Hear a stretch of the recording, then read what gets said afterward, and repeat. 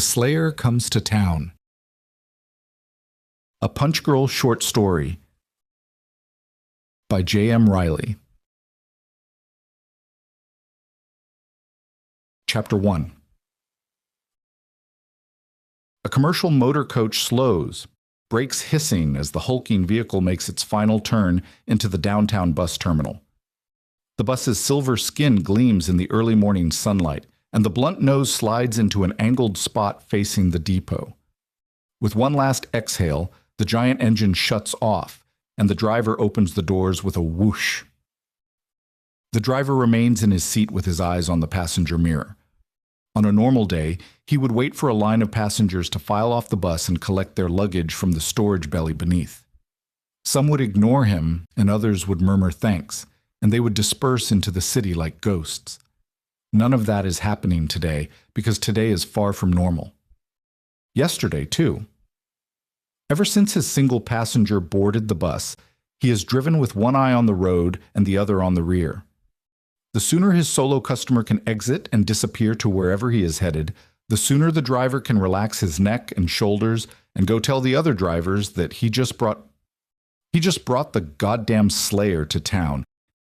If the other operators don't see it for themselves, they won't believe him, but he didn't dare to take a picture or a video because who knows where that could go.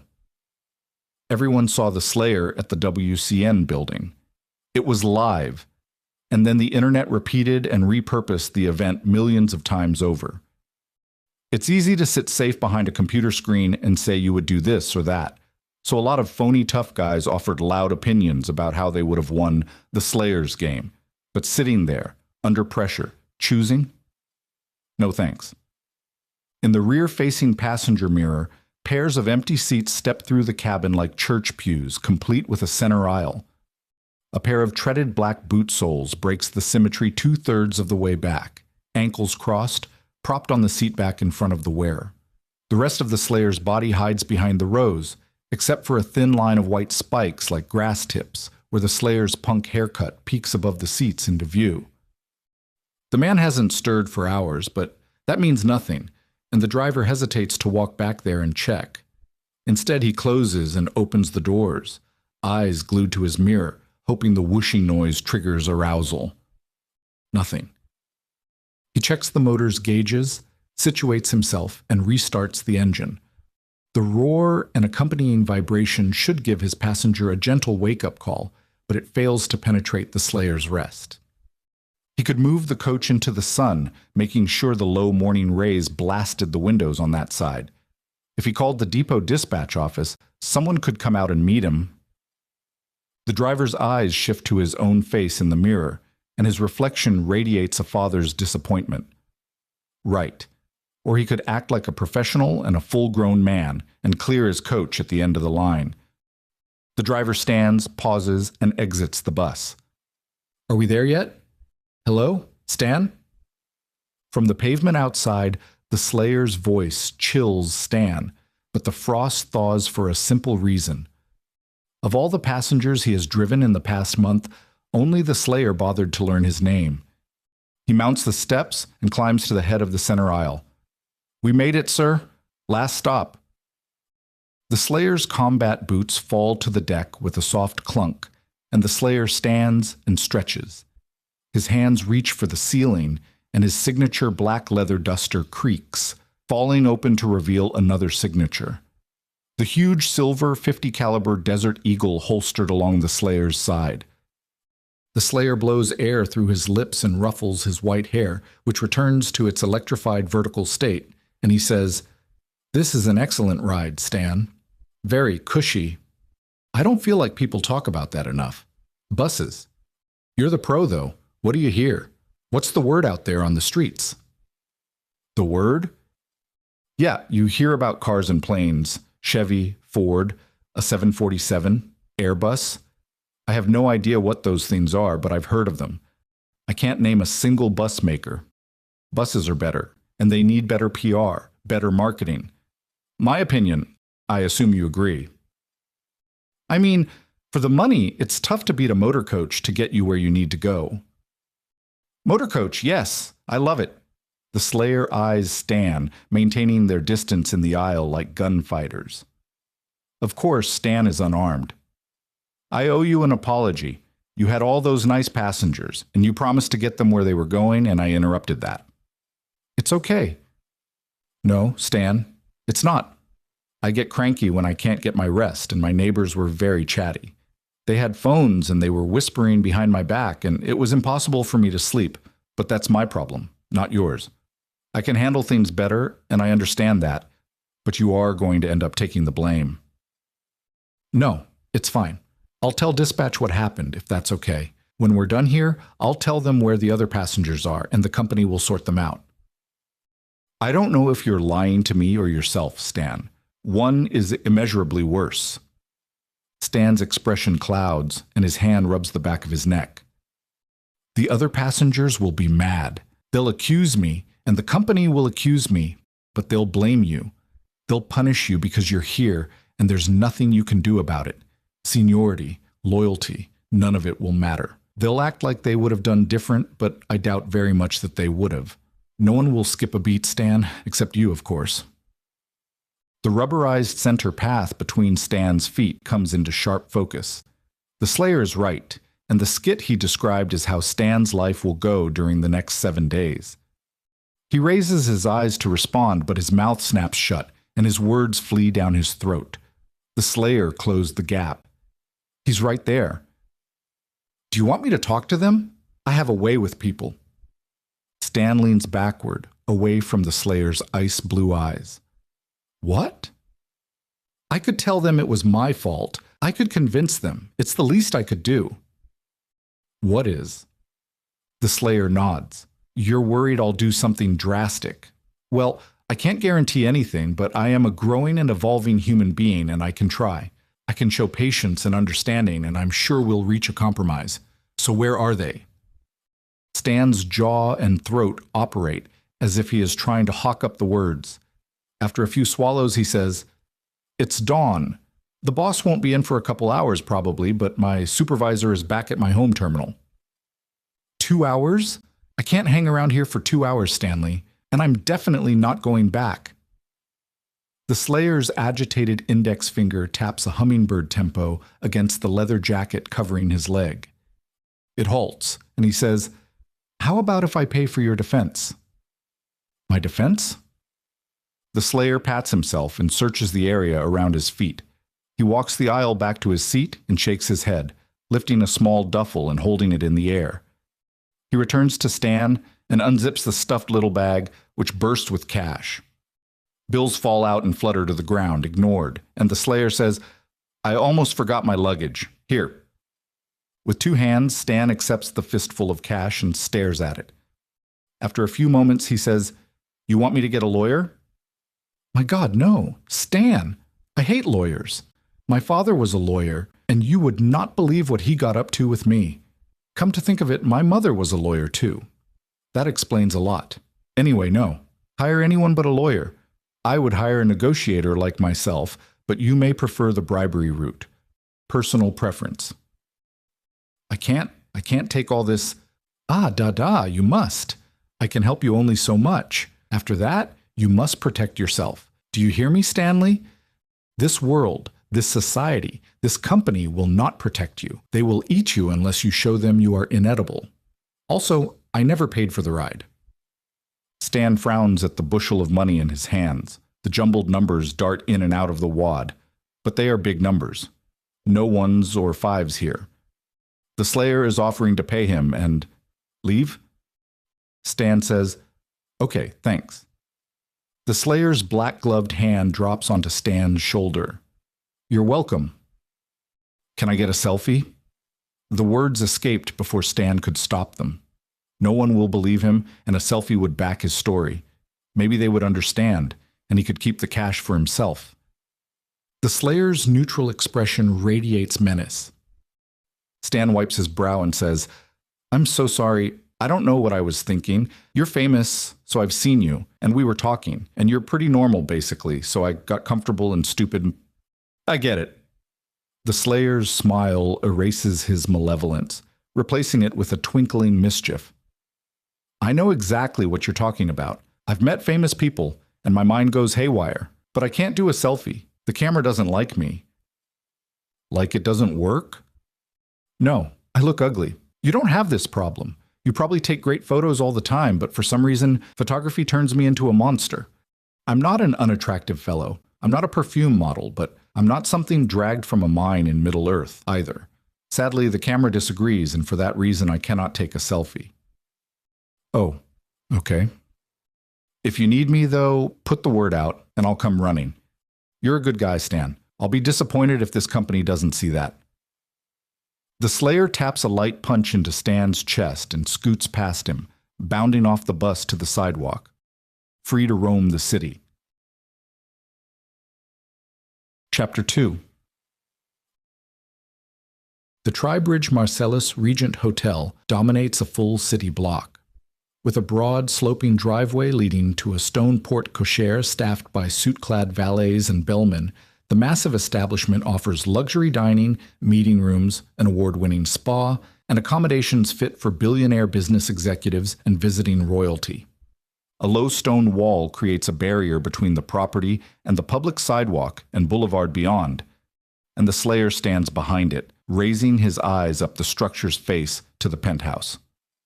He nods in appreciation and walks around the wall, up the driveway, and one by one, the hotel employees spot his approach, freezing where they stand. The Slayer breezes past them, entering the hotel through the brass revolving door. Several minutes later, he returns, limp and defeated. He approaches a top-hatted doorman and says, "Is it true?" The doorman raises defensive hands and says, "Look, I don't want any trouble. I've been here a long time and this is a good gig. Whatever beef you have with them." "Is it true? Someone already rented the penthouse?" "I can't discuss the guests. I'm sorry." "This is not okay." Did you make a reservation?" "I really had my heart set on this. Like, really. I must know. Who is it? Who's the lucky devil sleeping in my bed?" The doorman winces and says, "Do I have any say here? Is this going to turn into one of those things?" "It could, yes." The Slayer's eyes narrow, and he raises his voice as he speaks over his shoulder to the gathered bellhops. "Especially if the police come. If the police come, I will be so disappointed, and this will definitely turn into one of those things." The bellhops stiffen and lower their phones. The Slayer returns to the doorman and squints at his name badge. "Louis, that's for the customers and the tax man. Is that what your friends call you? Louis? You seem like a nickname guy." "Big Lou." The Slayer's hands clap together with a single leather slap. "I knew it. Big Lou. That's so much better. You should put that on your badge. Anyway, yes." "Yes what?" "You have a say here, Lou. This is my problem. I want the penthouse. I'd like a discount too, but that's a second discussion. The desk manager says I can't have it, but that's not true. However, I'm here on business and I have a whole bunch of other plans, and I don't want to spoil them by announcing myself too early. If I get into it with the desk staff, my other business is ruined, and that's no good. You understand?" "Not at all." Lou says, "Sure, go ahead." "I need a place for one night. Maybe 5. I don't know. Pretty pleased with sugar on top, Big Lou. Who's staying in the penthouse?" "What difference does it make? They're already in there. I could probably talk to someone and get you a different room." No. Big Lou, I cannot sleep in a hotel when someone is sleeping above me in a much nicer room. I cannot do it. Please help me." Big Lou bites his cheeks to suppress a giggle. Online chatter describes the Slayer's odd charm, and thousands of videos display it. Now Lou is experiencing it for himself, and it tempts him to lower his guard. The videos and online comments say something else, though, and Lou would be wise to remember it. It's a mask. There's a monkey called a slow loris, tiny, less than 5 pounds, like a baby. Lou saw a show about nocturnal animals once, and the adorable slow loris was in it. Because it's a nighttime animal, it has big wide eyes and a questioning little face. But Lou remembered the primate for a different reason. It is highly poisonous. The slow loris's bite can rot human flesh and send the victim into anaphylactic shock. They would never see it coming, and by the time they did, it would be too late. The massive damage would already have been done. The Slayer is a slow loris, and he is nothing to laugh at. Big Lou has no desire to turn the Marcellus Regent into Tribridge's version of Starpoint City's WCN Tower. He can live the rest of his life in happy anonymity, avoiding the fame that befell the night shift security supervisor who was unfortunate enough to be in charge on the night the Slayer came to visit. The Slayer says, "How about this? You have a job to do. I have a job to do. Let's help each other out. Don't tell me anything about the penthouse guest. Don't tell me anything at all. Just let me into the elevator. You want me to use my key to unlock the penthouse floor for you? I could get fired for that. You're not listening, Big Lou. I want you to unlock the penthouse floor for you. For a delivery, for the cast of an entire burlesque show, I don't care. Once I'm up there, I'll take care of the rest." "What does that mean? You can't hurt anyone. That will come back on me." "How dare you? I'm not a violent person. Words are my currency. Have I threatened you? Do you feel afraid?" "No. They'll see you get on the elevator." The Slayer's head bobs left and right. "True. Reception already knows I'm here, but I swore them to secrecy. We could try a distraction, but it is just so theatrical. That's not me. I'm real. I mean what I say. It's best if we're all on the same page, I think." The clustered bellhops snap to attention as the Slayer crosses the entrance toward them. "How much do you boys love the Marcellus Regent Hotel?" The suited employees exchange glances and chuckles, and one says, "Love? Not at all. It's a job." "That's what I thought. Are they offering you professional development, career advancement, profit sharing?" The chuckles rise to laughs, and another bellhop says, "They pay us below minimum because we get tips. We all have other jobs." The Slayer adds his sympathetic chuckle to the young bellhops. "It's shameful. Would you like to poke a stick in their eye?" Concern sours the mood. "Not an actual stick. I'm in town for a few days and I don't have any friends. I need folks to show me around, chat with, eat with. We'll see the sights, do some stuff, meet a few high-profile folks. It'll be an adventure, and at the end, maybe we'll pay ourselves fat bonuses." "Bonuses?" "At worst, we'll have a good time. What do you say? Broaden your minds?" In seconds, the young bellhops agree, and they follow the Slayer back to Big Lou. The Slayer says, "There. We're all together. You, me, my posse. I'll speak to your manager and convince him that my stay will cause a minimum of disruption, and then all that's left is my new roomie in the penthouse." Lou can walk away, but this is happening with or without him. His experience may cushion the blow, and he can watch the backs of the young bellhops who couldn't wait to befriend the cute, slow loris. He nods, opens his hand, offering the door, and says, "All right, let's go." Big Lou returned to his post, and by sundown, he admires the sun on the downtown buildings and the unimpeded pedestrian and vehicle traffic. No cops, no sirens. The Slayer kept his word, and the hotel functions as normal. It's easy to forget the visiting ambassador who rented the penthouse, since Big Lou hasn't seen him since the Slayer arrived. Chapter 3. A black SUV rolls to a stop at the valet stand outside the brick facade of Citrine. The Slayer bounds from the rear door, halting the approaching valet in his tracks, and the bellhops from the hotel and several of their friends pile out behind him. The driver walks around the front, tossing the keys to the valet as the Slayer says, "People want to help you when you treat them like people. Treat them like they matter. My father was a teacher, and he taught me that." The group of 7 pools around the Slayer on the sidewalk, admiring the restaurant. "What is it again?" One man reads from his phone. Citrine, seasonal fusion cuisine that combines sun-drenched Mediterranean flavors with the freshness and farm-to-table ethos of California's Central Coast. The Slayer stares at the building and says, "That means food? It sounds like an adventure tour." "It means fancy food, so not a lot. We're going to be hungry after." "Don't be that way. I'm sure the chef has a vision. Let's expand our palates." The Slayer leads the party into the restaurant, where the maitre d' grips his podium with two hands. Behind him, diners chat beneath soft golden hues with copper accents and natural wood tones. Plates of seared branzino with charred Meyer lemon and lamb loin in a fig reduction and pistachio remoulade circulate their aromas among the guests. Happy diners occupy every seat at every table. The maitre d' says, "I'm so sorry. We are completely booked, as you can see. We have an additional seating this evening that is also fully booked, so we cannot accommodate any large groups this evening or for the foreseeable future. I would be pleased to recommend several nearby restaurants that might accept a large table without a reservation. Would you like me to do that?"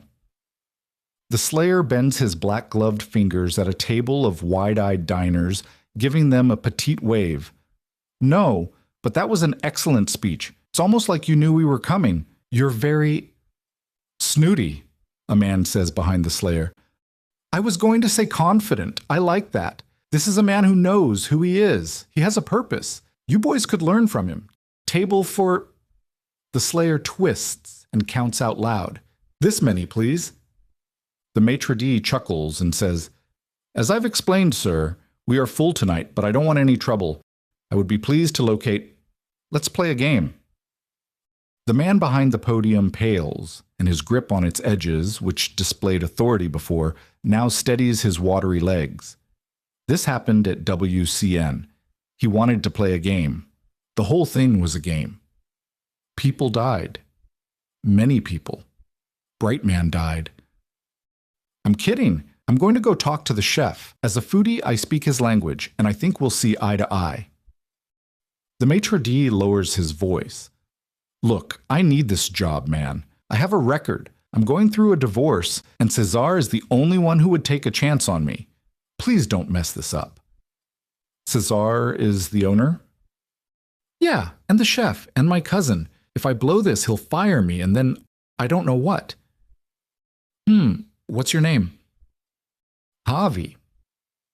"Well, I hear what you're saying, Javi. How about this? If I leave, I don't want you to feel lonely, so I'll leave these boys here to entertain you." "What? How does that help anything?" "They're remarkable conversationalists. They say all kinds of things. I'll bet they know a lot of things you don't know, and while I'm talking to the chef, they'll show you. That would be fun." The dining room has fallen silent, and all eyes watch the maitre d' at his stand. As the host, he has an obligation to the customers to ensure a smooth dining experience, and a carnival of delinquents orbiting his station opposes that. It could also cost him his job, and the distress contorts his face like gas pains. "No, it would not be fun. If you're going, can you please leave the dining room?" The slayer's smile beams. "See? A meeting of the minds. That's all I ever wanted." The entourage files past Javi's station, but the slayer pauses and returns. "Javi, I would be thrilled if you or the customers could resist calling the police. Do you think we could do that?" Javi says, "Does the Pope wear a big hat? The cops are no friends of mine. Yeah, if they show up and clear the dining room, that's it for us. Cesar won't have to fire me. We'll be out of business. I'll take care of it." "Love you." The slayer and his eager followers weave through the silent restaurant to the kitchen. Through a swinging door, the cooking area sizzles and steams. Beneath harsh industrial lighting, racks and stacks of plates, platters, and pans overflow from stainless steel surfaces, and calm professional voices call between stations. An expediter oversees them all, facing the cooks with her back to the door, instructing like an orchestra conductor. "Get him out of here," a voice says from the line. "Is that Cesar?" the slayer says. "Javi said to tell you this is not his fault." "Get him out." The expediter pivots to the guests at the door. "You guys have got to go. Out." The slayer says, "We were hoping to get a table." Cesar pokes a 10-inch chef's knife through the shelves of the food pass-through. "Get out of my kitchen right now, this second." "Rude," a man with the slayer says. The slayer shrugs. "Chefs are like that. All great artists are, and here at Cimarron, Citrone, the expediter says. "If you don't go now, this is going to get ugly. I know who you are. But I'm telling you, my friend, everyone in this kitchen is at least half crazy, and they are surrounded by knives and fire. Most of them are hoping to drink themselves to death, so if you're offering a quicker option, they'll jump at it. The Slayer's gloved hands smack together, clasping in delight. Well, yeah, this is my kind of place. Can we please eat here? Go talk to Javi. No, Javi is no help. He's petrified of Cesar. Crash. Cesar slams a pile of dishes to the floor, shattering them, and with knives in each hand, he strides around the pass with murder in his eyes. The Slayer's grin never wavers, but his hand slips inside his duster to the Desert Eagle. The expediter steps in front of Cesar and speaks low, clipped words in his face. As she speaks, Cesar's eyes dart from her to the Slayer's group and back. But the more she speaks, the lower Cesar drops his knives. After a few moments, his arms and shoulders relax, and he fumes like an angry bull. The Slayer claps his hands like a child receiving her birthday presents and says, "This is great. This is the best restaurant in the city." Cesar points a long blade over his expediter's shoulder at the Slayer. "Shut your mouth." The Slayer amends his previous review. "This is the best restaurant in the world. If you speak to me again, you die." Cesar retreats to the kitchen, and the expediter says, "He's not kidding." "I can tell," the Slayer says. "He's very stressed. I used to be like that." "Look, I'm going to set you up in here, away from the other diners.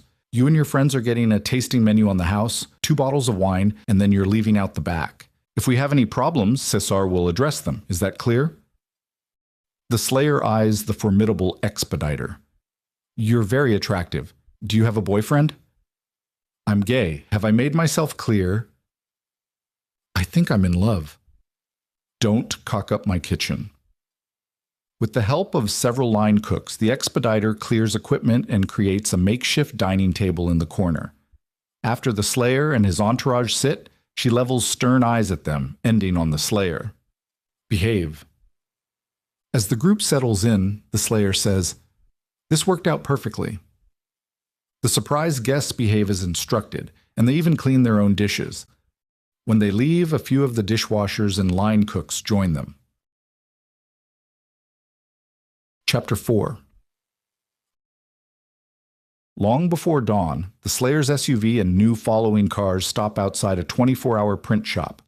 Inside the SUV, the Slayer says, "You boys go ahead, take my money bag, and treat each other. Treat everyone. Don't be stingy. Remember what I said." "Jobs are for suckers?"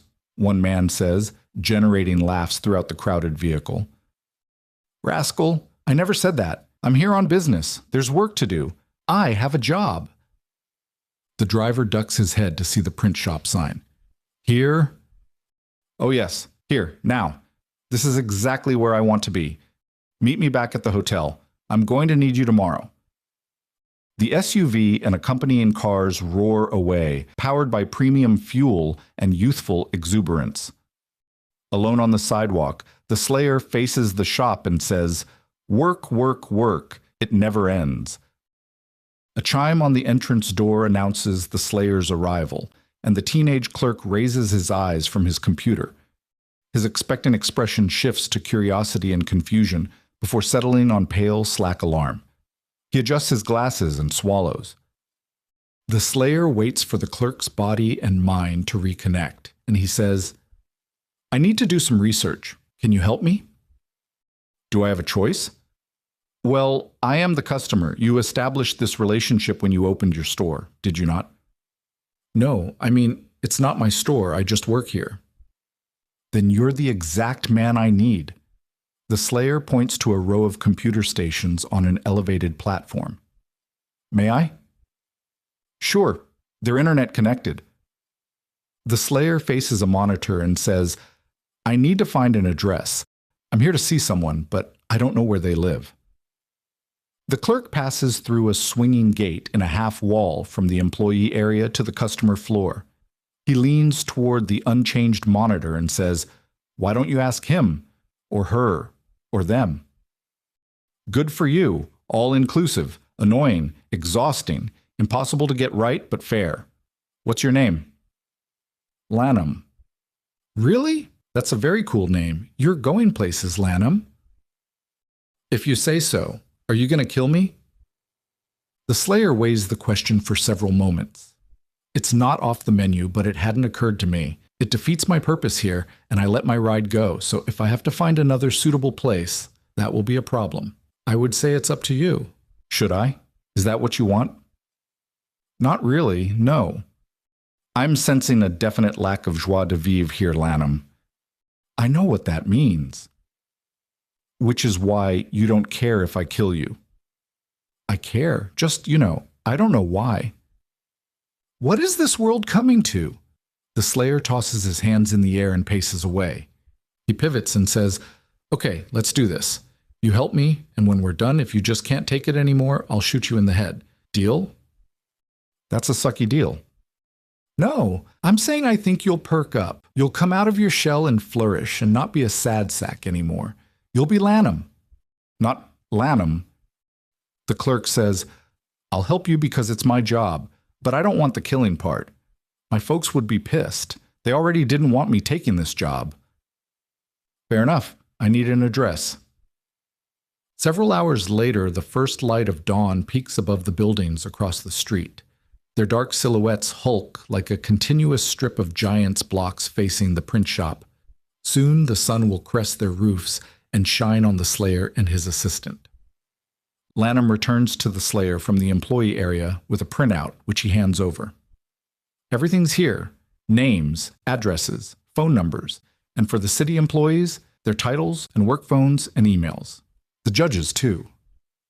The Slayer stares at the single sheet as if it is a fine novel. Did you ever think you could put the entire city on a piece of paper? It's remarkable. All that power and infrastructure. It's all right here in my hand. It is pretty weird. This is excellent work, Lanham. I could not have done this without you. How do you feel? Not bad. My shift is usually pretty boring. Do you still want to die? I didn't want to die before. I just don't know what I'm living for. It might help if I got paid. The Slayer sucks air between his teeth. I wish I could. I left my money bag with my driver. Do you have Venmo? If it makes you feel any better, I'm not getting paid either. We're all volunteers.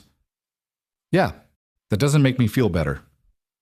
The Slayer folds his document and tucks it inside his duster beside the Desert Eagle. How about this? If everything goes well, the information you helped me get is going to tear this city to pieces. What do you think about that?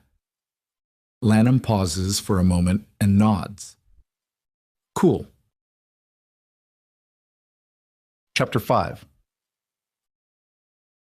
At dawn, the Slayer walks the city alone.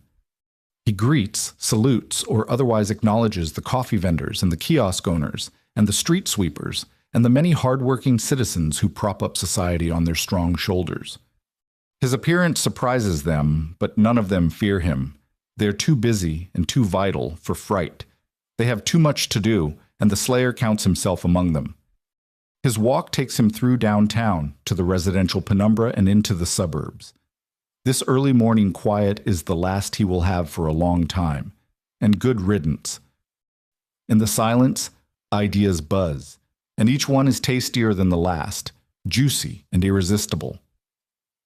Busier streets lead to idle ones, and the Slayer halts in shadow. He faces a suburban house while his fingers give his jawline a light scrub. Work, work, work, work, work, work, work, work. Work, work, work, work, work, work, work, work, work, work, work, work, work. Thank you, Duck. I know. Quack, quack, quack. This city? What fun we will have. First, a rest at the hotel. Secure a ride. So much fun. The Slayer envies the city's ignorance. If they only knew. The end.